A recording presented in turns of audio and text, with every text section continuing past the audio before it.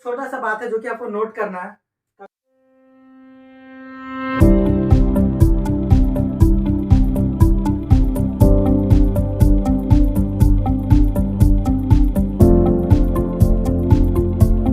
Hello friends, मैं हूं जगदीप पासवान उर्फ आपके अपने जग्गू भैया और एक बार फिर से स्वागत है आप सभी का अपना YouTube channel echo with Jaggu में। तो होपफुली बच्चों आप लोग बहुत ही ज़्यादा अच्छे होंगे, मस्त होंगे, एकदम ज़बरदस्त होंगे। तो पिछला क्लास हम लोगों ने अपना वन शॉट यानी हम लोगों का ब्रह्मास्त्र शुरू कर दिया है। तो पिछले क्लास में हम लोगों ने चैप्टर नंबर 7 को एकदम अच्छे से डिटेल में समझा था। अगर आपने वीडियो अभी तक नहीं देखा है तो आप आई बटन पर क्लिक करके उस वीडियो को देख सकते हो और अच्छे से समझ सकते हो। तो हम लोग अपना वन शॉट इसी तरह से अब कंटिन्यू करेंगे। आज हम लोग करने जा रहे हैं अपना चैप्टर नंबर 8। आपको जैसा कि पता है चैप्टर नंबर 7, 8 और 9 मिलाकर के टोटल आपका 12 मार्क्स आने वाला है। और ये मेरा आपसे प्रॉमिस है, अगर आप अच्छे से कंटेंट्स को देखते हैं आपका 12 नंबर कहीं नहीं जाने वाला। तो जल्दी जल्दी से देर नहीं करते हुए हम लोग जल्दी से शुरू करते हैं आज का सेशन।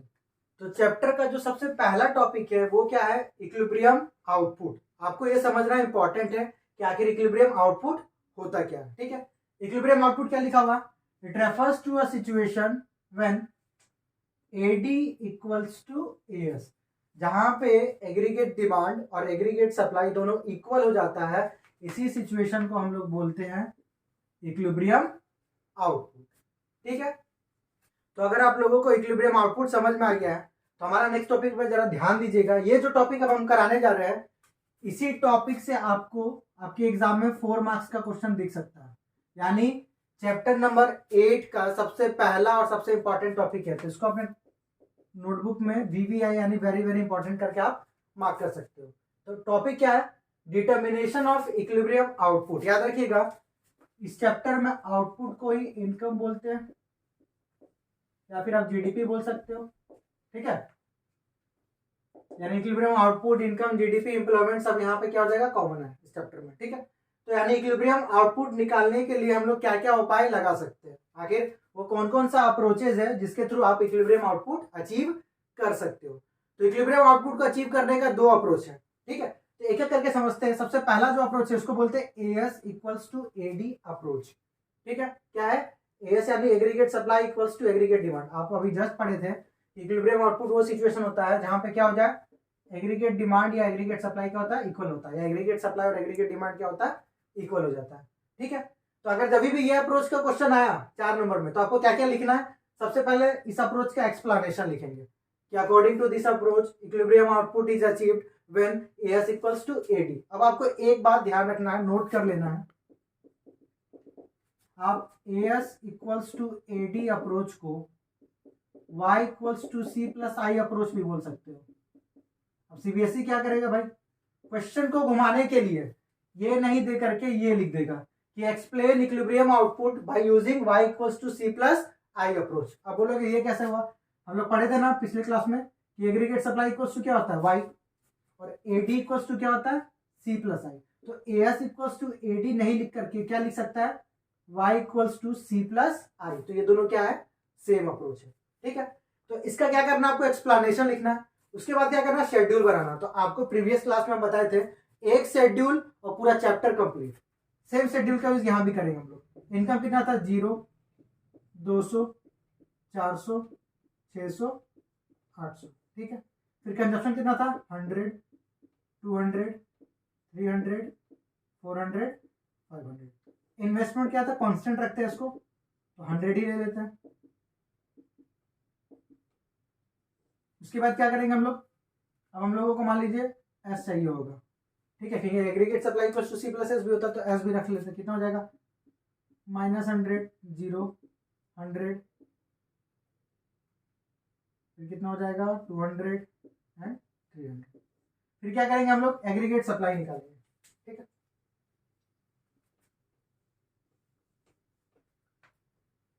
तो एग्रीगेट सप्लाई इक्वल्स टू क्या होता है? सी प्लस एस होता है, और aggregate supply equals to Y भी होता है। तो आप सी प्लस एस ना करके डायरेक्ट वाई का वैल्यू पुट कर देना। ठीक है, उतना ही आएगा। 0, 200, 400, 600। एडी कैसे निकालेंगे हम लोग? सी प्लस आई। कैसे निकालते हैं? सी प्लस आई। तो सी और आई को आप जोड़ दो तो आ जाएगा 200, 300, 400, 500, 600। अब इस शेड्यूल को जरा ध्यान से देखिएगा। अप्रोच क्या बोलता है कि जहां पे एग्रीगेट सप्लाई और एग्रीगेट डिमांड इक्वल हो जाएगा, इसी सिचुएशन को बोलेंगे इक्विलिब्रियम आउटपुट। तो जरा ध्यान से देखिएगा इस दोनों कॉलम को, कहां पे एग्रीगेट सप्लाई और एग्रीगेट डिमांड इक्वल हो रहा है। तो आपको दिख रहा होगा कि जब आपका इनकम 400 है तो एग्रीगेट सप्लाई और एग्रीगेट डिमांड क्या हो जा रहा है, इक्वल हो जा रहा है। तो इसी सिचुएशन को क्या बोलेंगे, इक्विलिब्रियम आउटपुट। यानी जब ये क्वेश्चन आएगा कि explain the determination of equilibrium output by using AS equals to AD approach, तो क्या क्या करना है, इस सिचुएशन का आपको एक्सप्लेनेशन लिखना है, एक शेड्यूल बना लेना। अब इसी शेड्यूल का यूज करके आपको क्या करना है, डायग्राम बनाना है। ठीक है, तो डायग्राम कैसे बनेगा,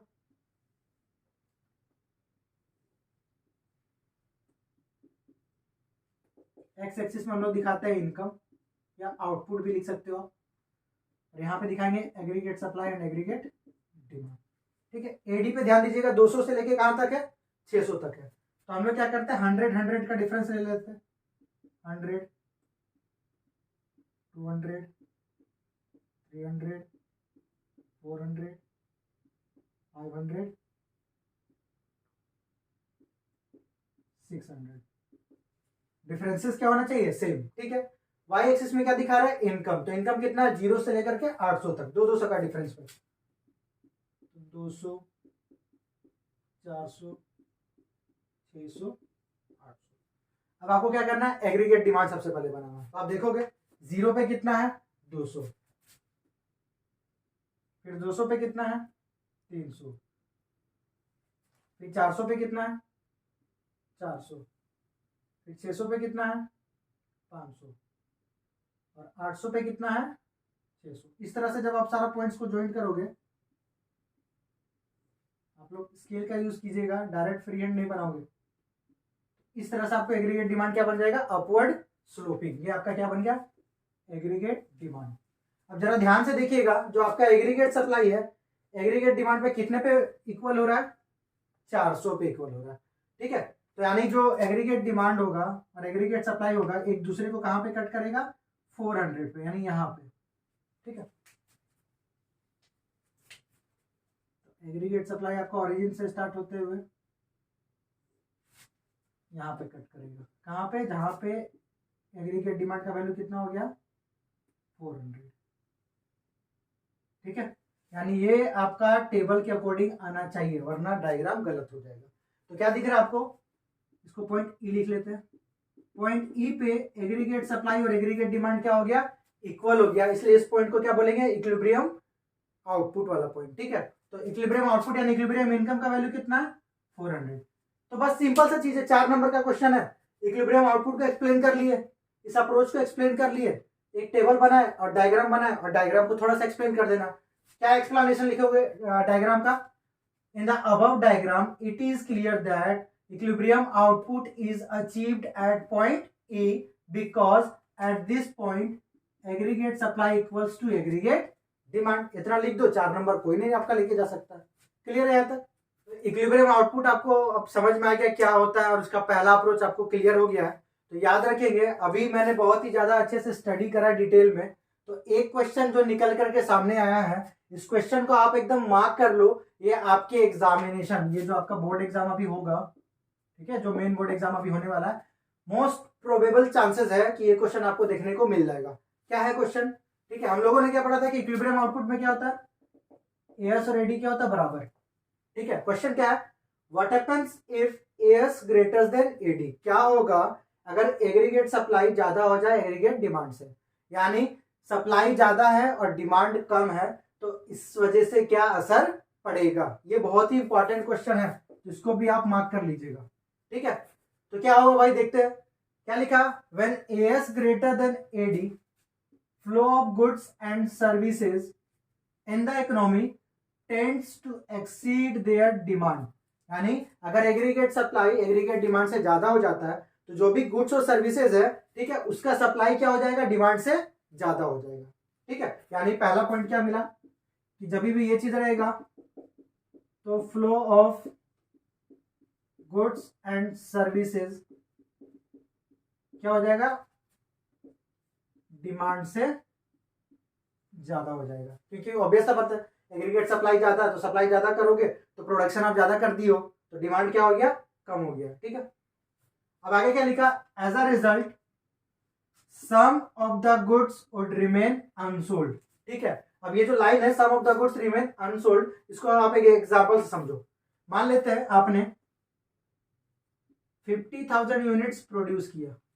ठीक है, कितना यूनिट्स, 50,000 यूनिट्स। ठीक है, और डिमांड आया सिर्फ 20,000 यूनिट्स का। ठीक है, 50,000 यूनिट्स आपने प्रोड्यूस कर दिया और डिमांड कितने का आया, 20,000 यूनिट्स।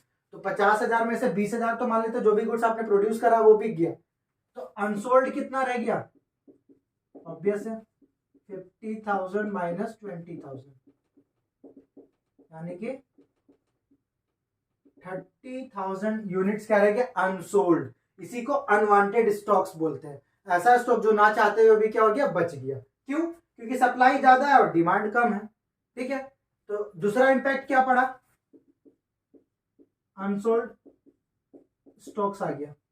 इस सिचुएशन की वजह से क्या हो गया, अनवांटेड स्टॉक्स या अनसोल्ड स्टॉक। अब ये बचा हुआ स्टॉक को बेचने के लिए कुछ तो करना पड़ेगा ना, तो अब आगे देखिएगा क्या लिखा, टू क्लियर अनवांटेड स्टॉक, ये जो अनसोल्ड स्टॉक है इसको क्लियर करने के लिए, ठीक है, the producers would plan a cut down in production. ठीक है, यानी नेक्स्ट टाइम जब वो प्रोडक्शन करेगा तो अपना प्रोडक्शन को कम कर देगा। क्यों, क्योंकि ऑलरेडी उसके पास बचा हुआ। ध्यान से समझो, मान लेते हैं ये पहला सिचुएशन था कि 50,000 यूनिट उसने प्रोड्यूस करा, 20,000 से वो बेच पाया क्योंकि डिमांड कितने का है, 20,000 का। अभी बचा हुआ कितना है, 30,000। अब इसको मन है कि नेक्स्ट टाइम ये फिर से 50,000 यूनिट प्रोड्यूस करे। ठीक है, तो जब नेक्स्ट टाइम प्रोडक्शन करेगा तो ये 50,000 यूनिट नहीं करेगा, कितना करेगा, पहले से 30,000 यूनिट बचा है, अब सिर्फ कितना करेगा, 20,000 यूनिट्स, ताकि उसको बाद में कितना मिल जाए, 50,000। यानी पहला बार में प्रोडक्शन कर रहा था 50,000 का, अब प्रोडक्शन कितना कर रहा है, 20,000 का। यानी अनसोल्ड स्टॉक जब भी बचेगा प्रोडक्शन क्या हो जाएगा, कम हो जाएगा। प्रोडक्शन क्या हो जाएगा, कम हो जाएगा, क्योंकि ऑलरेडी आपके पास स्टॉक बचा हुआ है। क्लियर है, तो क्या लिखा, तो यानी प्रोडक्शन अगर कम होगा यानी flow of goods and services भी क्या होगा, कम होगा। तो इस तरह से क्या हो जाएगा, जो एग्रीगेट सप्लाई ज्यादा था एग्रीगेट डिमांड से, ये खुद कम होकर के क्या हो जाएगा, इक्वल हो जाएगा एग्रीगेट डिमांड। अल्टीमेटली हमको क्या करना है, एएस और एडी को इक्वल करना है। तो जो बढ़ा हुआ है उसको क्या कर दो, घटा दो। तो उसको घटाने, यानी एएस को घटाने के लिए प्रोडक्शन को क्या करना पड़ेगा, कम करना पड़ेगा। क्लियर है ये चीज। तो अगर आप लोगों को पहला क्वेश्चन समझ में आ गया था, उस क्वेश्चन में क्या था कि क्या होगा अगर एग्रीगेट सप्लाई एग्रीगेट डिमांड से ज्यादा हो जाए। अब इसी का एक और अपोजिट क्वेश्चन आ सकता है कि what happens if AS less than AD, यानी अब एग्रीगेट सप्लाई क्या है, एग्रीगेट डिमांड से कम हो गया। तो ये भी क्वेश्चन बहुत ही ज्यादा इंपॉर्टेंट है। तो अगर आपको जो ज्यादा वाला अगर सिचुएशन समझ में आ गया है तो लेस वाला भी आराम से समझ में आ जाएगा। देखिए क्या लिखा हुआ, when AS less than AD, अगर एग्रीगेट सप्लाई एग्रीगेट डिमांड से क्या हो जाए, कम हो जाए, flow of goods and services in the economy tends to be less than their demand. यानी पहला रिजल्ट क्या होगा कि जो भी गुड्स और सर्विसेज का फ्लो है, यानी प्रोडक्शन आप जो भी कर रहे हो,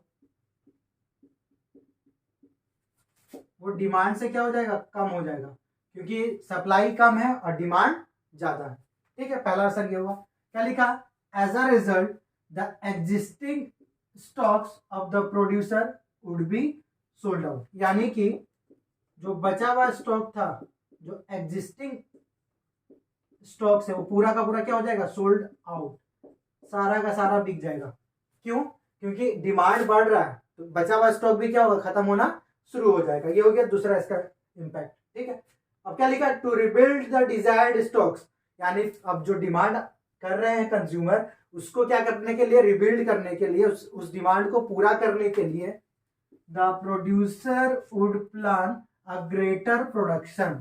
यानी तीसरा इंपैक्ट क्या पड़ेगा कि इस वाले केस में जहां सप्लाई कम है आपको प्रोडक्शन को बढ़ाना पड़ेगा। तब तक बढ़ाओगे जब तक कि एग्रीगेट सप्लाई और एग्रीगेट डिमांड क्या ना हो जाए, बराबर। तो जैसे ही प्रोडक्शन बढ़ते जाएगा तो एग्रीगेट सप्लाई घटा हुआ था, तो जैसे ही आपका प्रोडक्शन बढ़ेगा तो एग्रीगेट सप्लाई बढ़ने लगेगा। और बढ़ते बढ़ते क्या हो जाएगा, एग्रीगेट सप्लाई और एग्रीगेट डिमांड इक्वल हो जाएगा। तो ये दो क्वेश्चन, यानी कि एक था एएस ग्रेटर देन एडी और एक एएस लेस देन एडी वाला, इसको आप अच्छे से करके जाएंगे, ठीक है। एकदम 90% चांसेस है कि क्वेश्चन आपके एग्जाम में दिख सकता है, आप चाहो तो स्क्रीनशॉट कर सकते हो उसको, ठीक है। तो जैसा कि आप लोगों को हम बताए थे कि इक्विलिब्रियम आउटपुट अचीव करने का दो अप्रोचेस था, एक था एएस इक्वल्स टू एडी और एक है एस इक्वल्स टू आई। पहला अप्रोच क्या था, aggregate supply equals to aggregate demand approach, ठीक है। दूसरा अप्रोच क्या है, सेविंग इक्वल्स टू इन्वेस्टमेंट। इससे पहले कि अप्रोच समझे, आपको यह समझना होगा कि ये एस इक्वल्स टू आई आया कहां से। पहला अप्रोच क्या था, AS equals to AD approach, ठीक है। इसको क्या करते हैं, एक्सटेंड कर लेते हैं। एएस को हम लोग सी प्लस एस लिख सकते हैं, क्योंकि aggregate supply is equal to क्या होता है, कंजप्शन प्लस सेविंग। और एडी को क्या लिख सकते हैं, सी प्लस आई।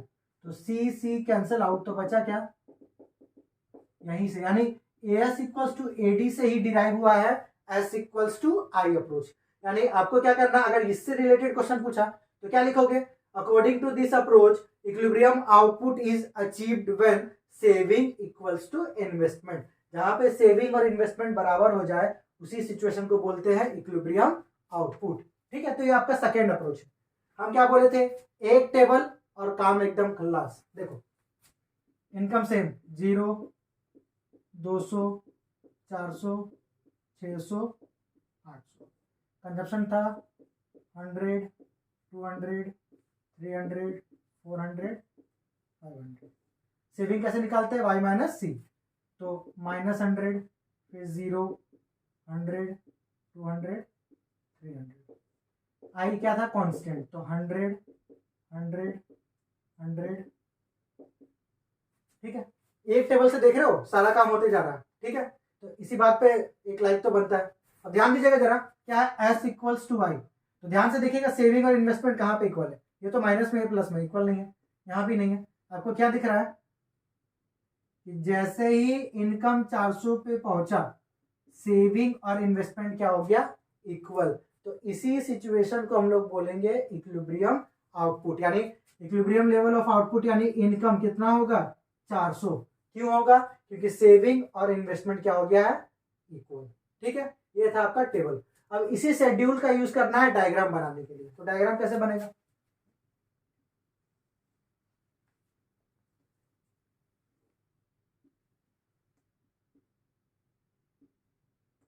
डायग्राम को अच्छे से बनाइएगा, बनाने में कंजूसी ना करें, ठीक है। स्पेस का अच्छे से यूज करें, कोई कंजूसी नहीं। यहाँ पे इनकम बोल सकते हो, आउटपुट बोल सकते हो।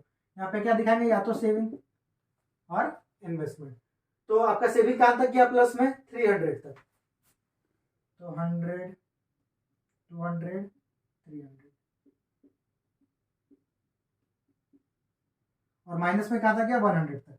तो याद रखेंगे एक बात, जितना यहाँ का डिफरेंसेस होगा उतना ही यहाँ का डिफरेंसेस होगा। तो -100 आप थोड़ा सा बढ़ा सकते हो उसको, -200। सबसे पहले क्या करते हैं, जो इन्वेस्टमेंट कांस्टेंट दिख रहा है उसको बनाएंगे, ठीक है। तो एक्स एक्सिस में क्या दिखाते हैं, इनकम 200, 400, 600, 800, ठीक है। सबसे पहले बनाते हैं इन्वेस्टमेंट। 0 पे कितना, 100, यानी यहां से स्टार्ट होगा। 200 पे भी कितना, 100। 400 पे भी कितना, 100। 6 पे भी 100 और 8 पे, यानी जब इसको ये कांस्टेंट रहता है, आप एकदम स्ट्रेट बनाइएगा स्केल का यूज करके, कुछ इस तरह से बनेगा। तो ये बनेगा पैरेलल टू एक्स एक्सिस, या इसको बोलते हैं हॉरिजॉन्टल टू एक्स एक्सिस। क्यों बन रहा, क्योंकि इन्वेस्टमेंट क्या, कांस्टेंट। इसको ऑटोनोमस इन्वेस्टमेंट बोलते हैं, जो कि ना तो घटता ना ही बढ़ता है, कांस्टेंट रहता है। तो कैसा बना, पैरेलल टू एक्स एक्सिस।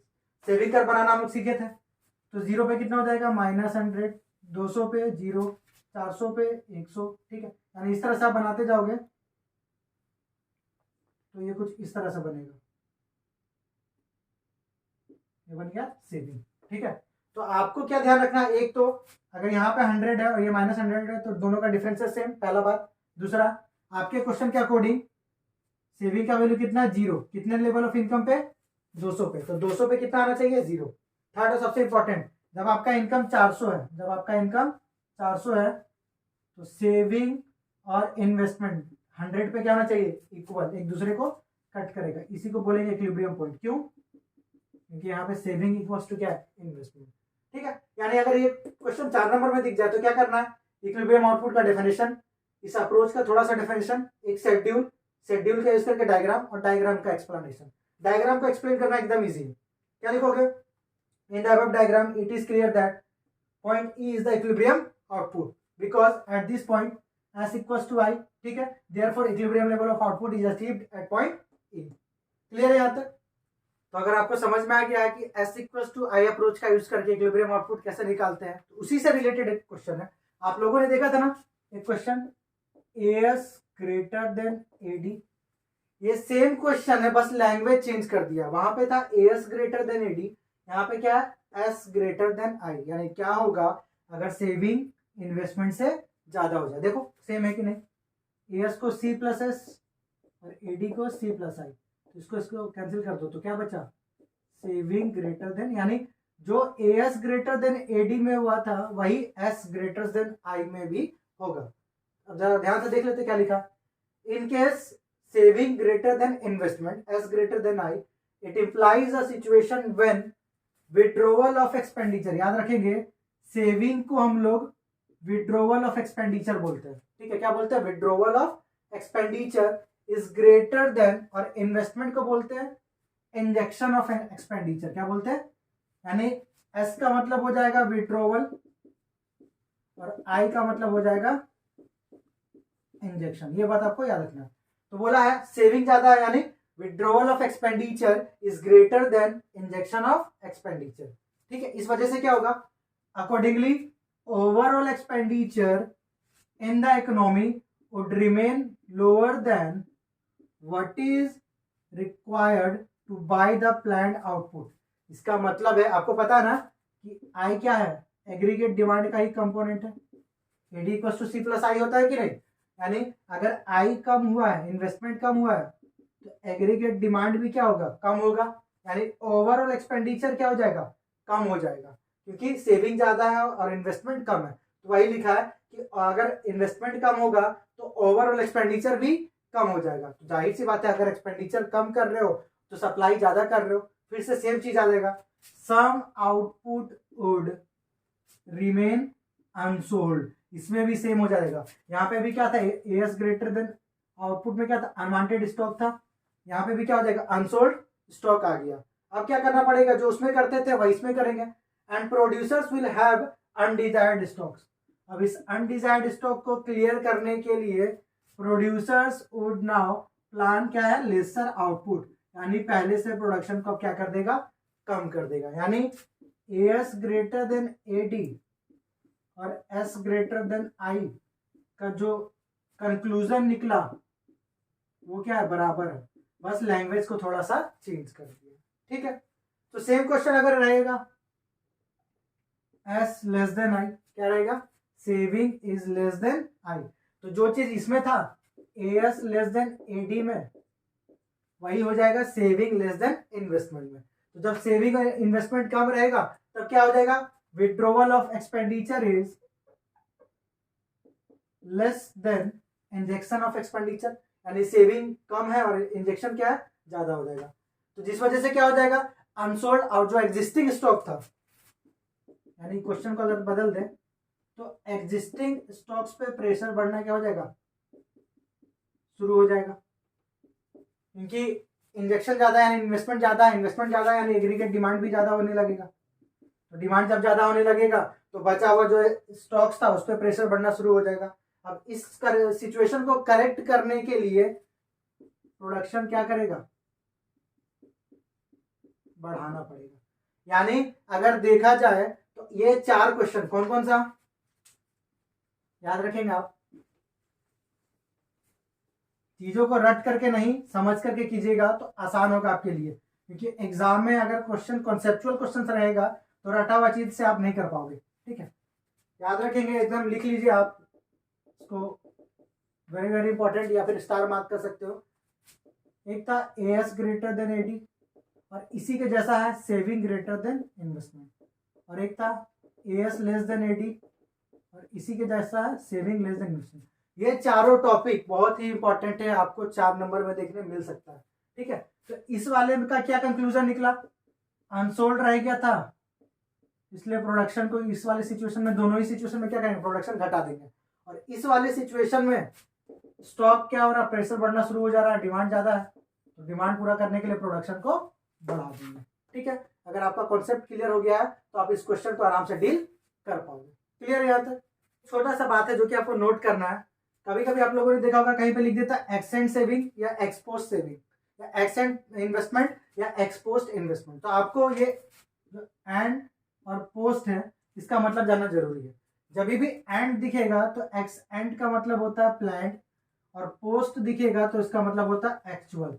यानी जितना सोचे हो, चाहे सेव करने का, इन्वेस्टमेंट करने का, अगर सोच के रखे, प्लान करके रखे तो उसको बोलेंगे एक्स एंड, क्योंकि एंड का मतलब क्या होता है, प्लान। और जितना एक्चुअली में कर रहे हो तो उसको क्या बोलेंगे, एक्स पोस्ट। बस इतना याद रखो, एंड का मतलब प्लान और पोस्ट का मतलब एक्चुअल।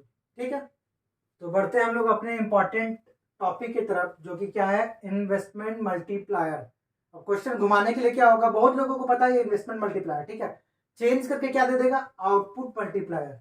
ठीक है, तो आपको जो भी टर्म है उसका अगर अनदर नेम होता है तो आपको याद करके रखना है। इन्वेस्टमेंट मल्टीप्लायर को क्या बोलते हैं, आउटपुट मल्टीप्लायर, जिसको के से डिनोट करते हैं। एग्जाम में ट्विस्ट करने के लिए इन्वेस्टमेंट मल्टीप्लायर ने लिखे, क्या लिखेगा, आउटपुट मल्टीप्लायर। तो समझते हैं इसका डेफिनेशन क्या लिखा, it refers to the number, it refers to the number by which change in investment. अगर आपको याद होगा तो प्रीवियस क्लास में हम बताए थे कि ये जो चेंज होता है इसको डेल्टा से डिनोट करते हैं, है ना, ट्रायंगल साइन से। तो चेंज इन इन्वेस्टमेंट यानी delta I multiplies to become change in income, और इनकम को ही आउटपुट बोलते हैं। यानी ये वो नंबर है, फॉर एग्जांपल के लिए एक्स, तो ये वो नंबर है जिसको डेल्टा आई से अगर आप मल्टीप्लाई करोगे तो ये क्या बन जाएगा, डेल्टा वाई। तो जिस नंबर को चेंज इन इन्वेस्टमेंट से इनटू किया जाए उसी नंबर का नाम है इन्वेस्टमेंट मल्टीप्लायर। ठीक है, या इसका सिंपल सा एक और डेफिनेशन क्या, it is the ratio between change in income and change in investment. Previous class में अगर आप लोगों ने ध्यान दिया होगा तो हम आपको क्या बोले थे, फॉर्मूला याद करने का एक आसान सा तरीका। अगर फॉर्मूला रेशियो के बेसिस में है तो बड़ा आसान है। क्या है, चेंज इन इनकम, जिसका प्रोनाउंसिएशन पहले उसको आप ऊपर लिखोगे। चेंज इन इनकम को कैसे डिनोट करते हैं, delta Y, change in investment बाद में तो डेल्टा आई। तो के इक्वल्स टू क्या हो जाएगा, delta Y by delta I. ये आपका इन्वेस्टमेंट मल्टीप्लायर का सबसे बेसिक फॉर्मूला है। ठीक है, अब देखो यही के आपका क्या है, इसको अगर इधर ले जाके इंटू करते हैं हम लोग, के इंटू डेल्टा आई, तो ये क्या बन जाता है, डेल्टा वाई।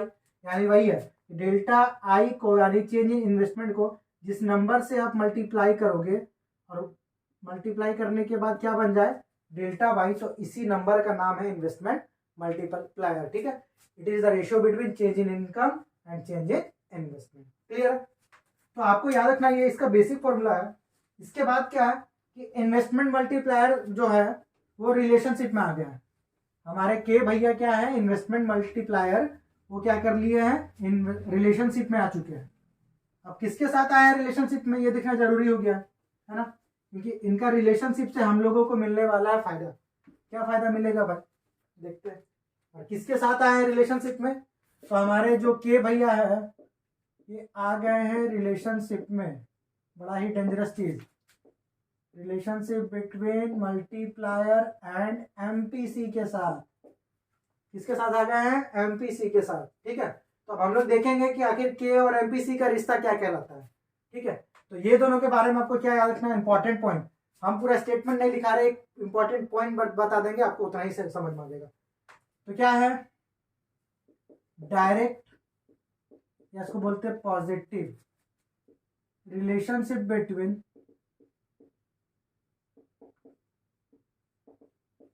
के एंड एमपीसी।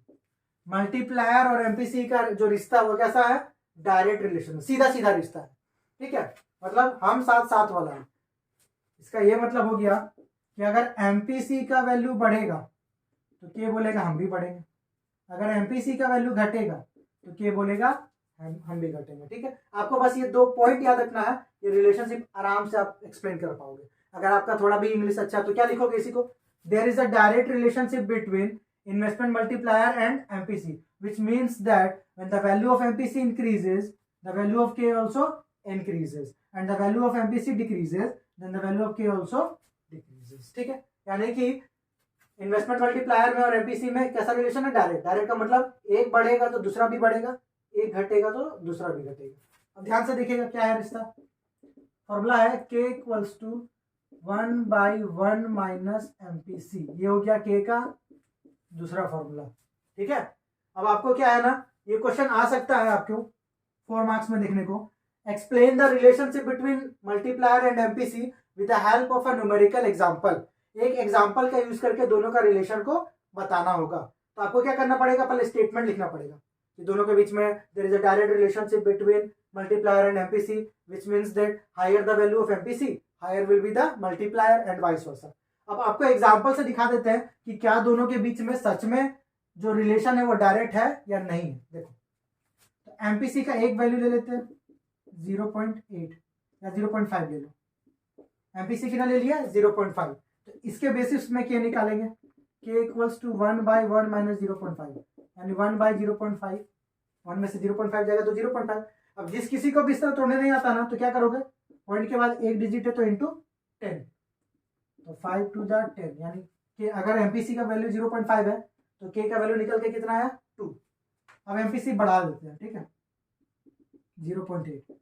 रिश्ता क्या बोला था कि अगर एमपीसी बढ़ा है तो k भी बढ़ेगा, यानी k का वैल्यू 2 से ज्यादा आना चाहिए। चेक करते हैं, तो k इक्वल्स टू 1/1 माइनस 0.8, तो कितना आएगा 1/0.2, पॉइंट के बाद एक डिजिट है तो इंटू 10, 2 5 10।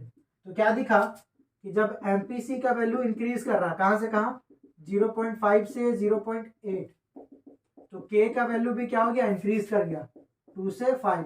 तो हाँ भैया, दोनों का रिश्ता है डायरेक्ट, यानी दोनों क्या बोलता है, हम साथ साथ है। क्लियर है। तो जब भी ये क्वेश्चन अगर दिखा कि दोनों का रिलेशन आपको एक एग्जांपल का यूज करके बताना है, तो इस तरह से अपने मन से कोई भी 2 एग्जांपल ले लीजिएगा एमपीसी का और 2 के का वैल्यू दिखा देना। ठीक है, अगर आप एमपीसी बढ़ाए हो तो देखना के भी बढ़ेगा, अगर आप एमपीसी घटाए हो तो देखना के भी घटेगा। तो आपको क्या बोले थे, रटना नहीं है, स्मार्टली काम करना है। अगर एमपीसी और के का रिश्ता समझ में आ गया तो भाई एमपीएस और के साथ भी कुछ रिलेशन है। के भैया गड़बड़ है, इधर एमपीसी के साथ इनका रिलेशन है और इधर एमपीएस के साथ भी रिलेशन है। ठीक है, बड़ा कमाल का इंसान है यार। ठीक है, एमपीसी के साथ अभी क्या देखे, पॉजिटिव रिलेशन है। हम आपको क्या बताएं, अगर एमपीसी समझ जाओ है ना, तो एमपीएस हो जाएगा। एमपीसी के साथ क्या था, डायरेक्ट रिलेशन, यानी यहाँ क्या हो जाएगा, इनडायरेक्ट या इनवर्स, और पॉजिटिव था तो नेगेटिव, यानी क्या हो जाएगा, देयर इज एन इनवर्स या negative relationship between multiplier and MPC. Negative का मतलब क्या है, मल्टीप्लायर एंड क्या हो जाएगा, एमपीएस। ठीक है, तो नेगेटिव का ये मतलब होता है कि अगर एमपीएस का वैल्यू बढ़ेगा तो के का वैल्यू घटेगा, और एमपीएस का वैल्यू घटेगा तो के का वैल्यू बढ़ेगा। ठीक है, यानी दोनों क्या कर रहा है, बोला नहीं हम साथ साथ नहीं है भाई, तुमको अगर आगे जाना चाहो हम पीछे जाएंगे, तुमको पीछे जाना तो फिर हम आगे भाग जाएंगे। ठीक है, तो दोनों अपोजिट डायरेक्शन में जा रहे हैं, इसलिए दोनों का रिलेशन क्या है, नेगेटिव है। ठीक है, तो फॉर्मूला क्या हो जाएगा, देखो अब आपको ध्यान रखना है, क्या बोले रटना नहीं है। आपको अगर ये वाला समझ में आ गया ना, के इक्वल्स टू 1/1 माइनस एमपीसी, तो एमपीएस बड़ा इजी है। देखो इसी से डिराइव हुआ है 1/एमपीएस। कैसे, हम लोग प्रीवियस क्लास में पढ़े थे कि एमपीएस इक्वल्स टू क्या होता है, 1 माइनस एमपीसी, इसलिए हम लोग 1 माइनस एमपीसी ना लिख के क्या लिख सकते हैं, एमपीएस। यानी के का जो फॉर्मूला है वो क्या हो जाएगा, के इक्वल्स टू 1/एमपीएस। ये के का हो गया तीसरा फॉर्मूला।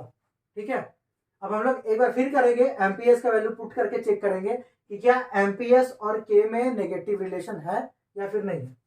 तो सेम ले लेते हैं, एमपीएस ले लिए मान लीजिए 0.2, तो के का वैल्यू क्या आएगा 1/एमपीएस, यानी 1/0.2, तो के कितना आ गया 5। अब एमपीएस ले लेते हैं 0.5, तो के इक्वल्स टू 1/0.5, तो के कितना आ गया 2। यानी क्या दिख रहा है कि जब एमपीएस का वैल्यू, सॉरी यहाँ पे एमपीएस होगा, अगर एमपीएस का वैल्यू 0.2 से 0.5 इंक्रीज कर रहा है तो के का वैल्यू 5 से 2 क्या हो जा रहा है, डिक्रीज कर रहा है। तो एक इंक्रीज कर रहा है और दूसरा डिक्रीज कर रहा है, इसलिए इसको बोलते हैं नेगेटिव रिलेशन।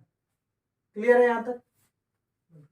तो फाइनली बच्चों हम लोग पहुंच गए हैं चैप्टर 8 का लास्ट और सबसे इंपॉर्टेंट टॉपिक में। ठीक है, इसको भी आप नोट कर लेना, ये भी क्वेश्चन आने का, ये जो टॉपिक है आने का बहुत ज्यादा चांसेस है। क्या है?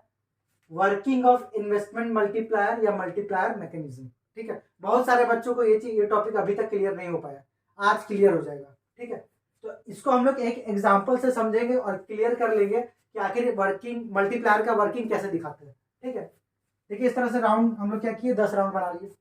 पहला क्या है हम लोग का जो कॉलम है, इंक्रीज इन इन्वेस्टमेंट। कभी भी फ्रेश एडिशनल इस तरह से लिखा रहे तो उसको डेल्टा आई बोलते हैं। ठीक है, तो ये क्या है, इंक्रीज इन इन्वेस्टमेंट। तो एग्जांपल के लिए मान लेते हैं, अगर डेल्टा आई शुरू बार में कितना आया 100, ये एक ही बार रहेगा। ठीक है, सब में क्या रहेगा, पहला बार में आप क्या कर दिए, डेल्टा आई कितना क्या आ गया 100 का। ठीक है, अब ध्यान रखिएगा, अगर ऑब्वियस सा बात है आप इन्वेस्टमेंट किए हैं 100 करोड़ से इंक्रीज कर रहा है, तो इनकम भी तो आपका क्या होगा, पहले से मान लीजिए आपके पास 200 रुपया था, उसमें क्या किए और 100 रुपया इन्वेस्ट कर दिए, तो इंक्रीज करेगा ना। तो 100 करोड़ अगर इन्वेस्टमेंट बढ़ा है तो इनकम भी क्या हो जाएगा, 100 करोड़ से इंक्रीज हो जाएगा। यानी पहला राउंड में अगर डेल्टा आई जितना भी आएगा उतना ही क्या हो जाएगा, डेल्टा वाई हो जाएगा। ठीक है, अब जरा ध्यान से देखिए क्या लिखा है, इंक्रीज इन कंजप्शन। अगर ये क्वेश्चन एग्जाम में आता है और अगर आपको पर्टिकुलर डाटा दे दिया, ठीक है, मान लेते हैं अगर डेल्टा आई आपके क्वेश्चन में दिख गया 200 और एमपीसी दिख गया 0.8, तो आप अपने मन से एमपीसी 0.5 मत ले लेना। अगर क्वेश्चन में मेंशन है ये दोनों तो आप इसी को लेकर के वर्किंग दिखाओगे। अगर मेंशन नहीं है तो हम जो बता रहे हैं इस टेबल को आप समझ जाना, यही वाला दिखा देना। फिर से बोलेंगे, अगर क्वेश्चन में मेंशन है तो जो भी अमाउंट मेंशन करेगा आप उसी को लेकर के बनाओगे, अगर नहीं मेंशन है तो आप अपने मन से कुछ भी ले सकते हो। ठीक है, और जरा ध्यान से देखिएगा क्या निकाल रहा है, increase in consumption. Increase in consumption को क्या बोलते हैं, डेल्टा सी बोलते हैं हम लोगों को। और एमपीसी कितना अज्यूम कर लिए 0.5, एक वर्किंग नीचे दिखा रहे हैं आप देख लो। एमपीसी का फॉर्मूला क्या होता है, delta C upon delta Y. MPC का क्या होता है, delta C upon delta Y. MPC अपने को अज्यूम कर लिए कितना 0.5। ठीक है, डेल्टा सी निकाल रहे तो इसको ऐसे रहने देंगे। डेल्टा वाई कितना मिला 100, यानी इसको क्रॉस मल्टीप्लीकेशन करोगे तो 0.5 इंटू 100 तो कितना आ जाएगा, डेल्टा सी 50। यानी हम लोग को 50 कैसे मिला है, 0.5 और जितना डेल्टा वाई है उसको आपस में इंटू करके, यानी डेल्टा सी कितना हो गया 50। ठीक है, इनकम था डेल्टा वाई कितना था 100 में से 50 डेल्टा सी कर लिए तो बचा कितना 50, तो ऑब्वियस से डेल्टा एस कितना हो जाएगा 50। ये था पहला राउंड का कहानी। ठीक है, अब आपको एक बात याद रखना है, अगर कोई पर्सन कंजप्शन करता है तो किसी एक पर्सन का कंजप्शन किसी दूसरे पर्सन का इनकम हो जाता है।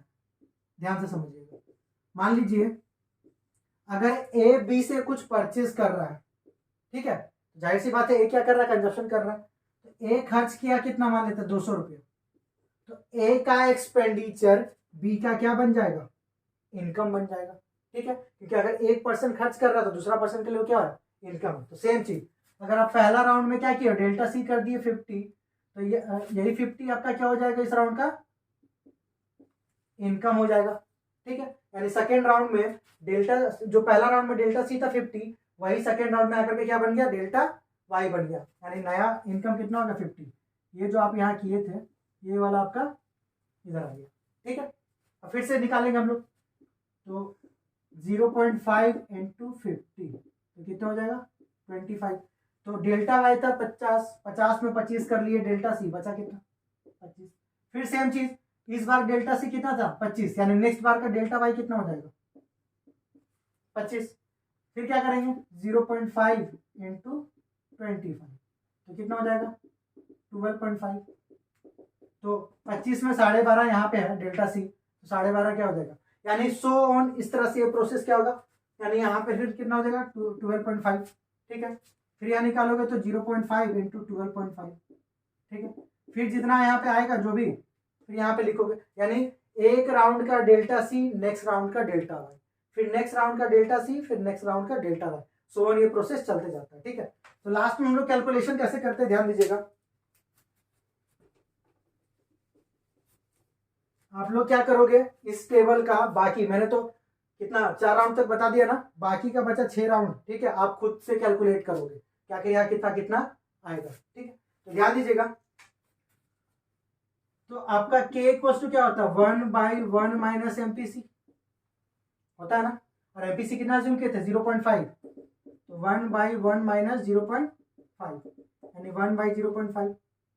इसको आप सॉल्व करोगे तो के का वैल्यू कितना मिला 2, और के इक्वल्स टू क्या होता है delta Y upon delta I, तो के की जगह पे 2, डेल्टा वाई रहने दो, डेल्टा आई कितना है 100, तो उधर जाके हो जाएगा इंटू, तो डेल्टा वाई इक्वल्स टू कितना हो जाएगा 200, यानी डेल्टा आई कितना है 100 और डेल्टा वाई कितना है 200। तो हम लोग बोल सकते हैं क्या, delta Y equals to 2 times of delta आई।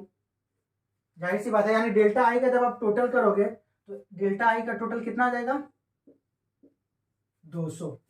ठीक है, और डेल्टा वाई का टोटल कितना हो जाएगा 200, और डेल्टा आई का टोटल कितना हो जाएगा 100।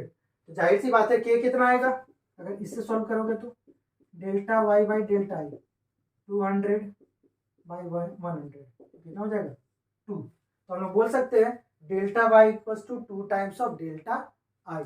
तो इस तरह से आपको न्यूमेरिकल एग्जांपल का यूज करके इसका वर्किंग को दिखा देना। क्लियर है यहाँ तक। तो होपफुली बच्चों आप लोगों को आज का क्लास बहुत ही ज्यादा मजेदार लगा होगा और आपके सारे डाउट्स क्लियर हो गए होंगे। अगर कोई भी डाउट है तो आप बिंदास कमेंट कर सकते हैं, आपका जो भी डाउट है क्लियर करने के लिए हम हमेशा आपके साथ हैं। बस आपको करना क्या है, अभी से लेके एग्जाम तक कंसिस्टेंट बने रहना है। ठीक है, कंसिस्टेंसी ही वो एक की है जो आपको सक्सेस तक पहुंचाएगा। ठीक है, तो कंसिस्टेंसी को आप हमेशा अपने साथ बना करके रखोगे। तो मिलेंगे आपसे अगले वीडियो में, तब तक के लिए take care, keep smiling and जय हिंद।